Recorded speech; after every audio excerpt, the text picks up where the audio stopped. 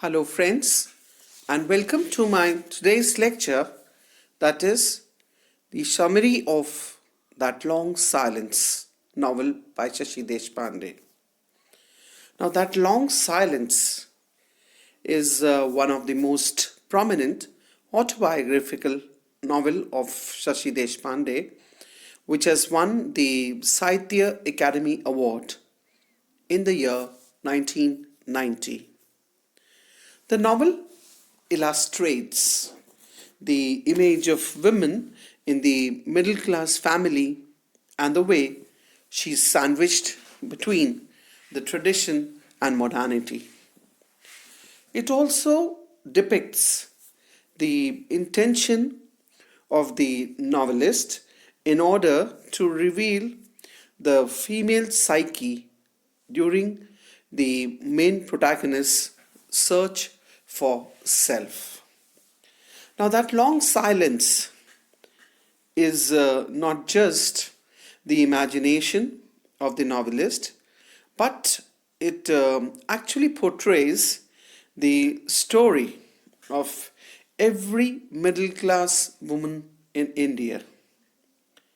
Today, the Indian woman is born into such an age or a period or an era where she's aware of her rights.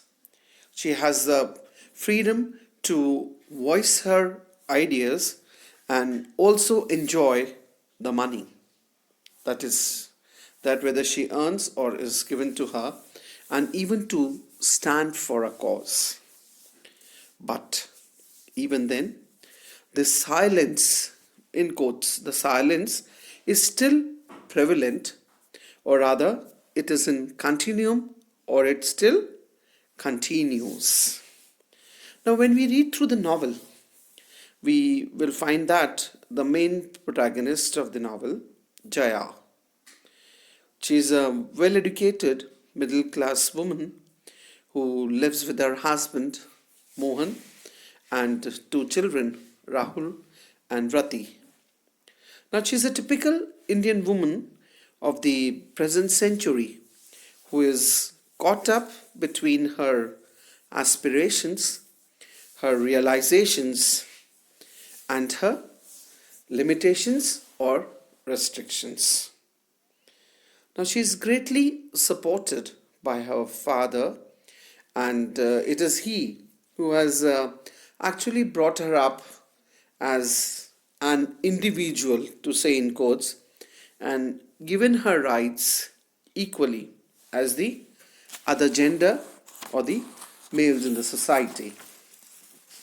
But the very same society in which her father also lives, and she's also a part of it, it does not accept her individuality. She has been educated in an English school and did her graduation. But right after her graduation, she was married to Mohan. As an obedient daughter, she steps into the role of a dutiful wife and an affectionate mother. Now, because, as we read in the novel, that during her youth days and right from childhood, she was taught by her grandmother to be silent whenever she disagreed, even with her in-laws, and like a traditional woman, she was taught to learn cleaning, cooking, and all such household chores to fit well into a traditional household when she gets married. Now, she was dutiful to her in-laws, to her Ai, Aji, Kaka, and all other relatives too. Now, Mohan, who's her husband, he too plays the role of a dutiful husband and son, and never looks up to any imperfections in life. Now, even Jaya gets used to this routine, carefully following her duties, and like the mythological character from Mahabharata, Gandhari, who shuts her eyes because of her husband being blind. Even Jaya, she shuts her eyes to Mohan's illegal earning at the office. Now, whatever articles Jaya wrote for journals, etc., they all centered around the likes and dislikes of her husband, Mohan. And it is much later, though, that she actually starts evaluating her expectations of life. So, the novel is about the complete journey of life of Jaya, about her hopes, her fears, her aspirations, her frustrations, and ultimately her triumphs or victories too in life.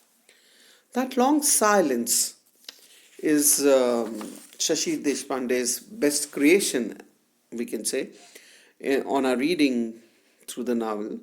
Or on our reading the novel, we come to know or we get an insight into every little intricacy of Jaya's life. The relationship between Jaya and her husband, and also between her children and her husband.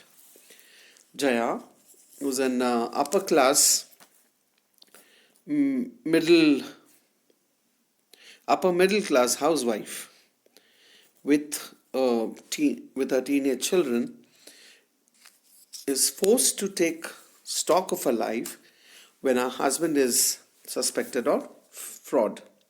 Now, from their big luxurious house, they have to shift into a small and dingy flat in a poorer locality of Mumbai.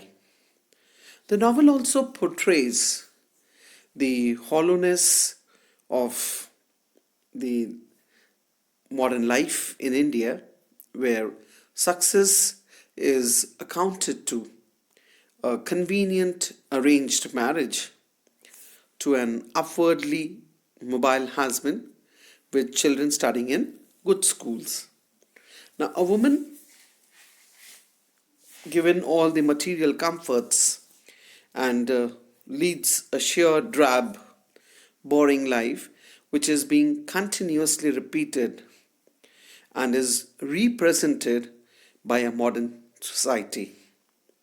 To prove this, there are a few lines from the novel which reads in quotes: the glassware that had to sparkle, the furniture and curious that had to be kept dustless and spotless, and those clothes that had to be washed and ironed so that they could be worn and washed and ironed once again.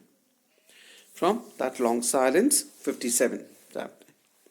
Now we also see that though Jaya is a writer, but she fails in the expression of her true self. There is something that suffocates in the corners or the narrowness of the narrator's life. Everything in the novel relates to the narrow ambit of the narrator. Now, we could also see a glimpse of Hinduism in the novel, where the women, they observe fast for the long life and well-being of their husbands, sons, or brothers. Now, Jaya basically gets irritated by such sexist rituals. It is very clear that she feels strongly about the ill treatment of the girl child in our Indian society in particular. We also see that though Jaya has received English education, she's like any other woman in the novel, like the half-crazed Kusum, a distant relative, or Jija, her poor maid servant. Now, all these women, they are trapped in their own self-created silence and are incapable of breaking away from the supporting yet stifling extended family. Now, that's all about the summary of that long silence by Shashi Deshpande. The remaining part, that is more left yet to be covered, I'll be doing in my next lecture. Till then, goodbye and thank you, friends.